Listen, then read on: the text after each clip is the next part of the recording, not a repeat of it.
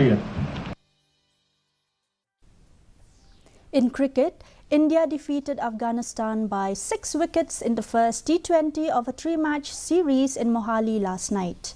Chasing a target of 159 runs, the hosts achieved the score for the loss of 4 wickets in 17.3 overs. Shivam Dubey was the highest scorer with unbeaten 60 runs, followed by Jitesh Sharma with 31 runs.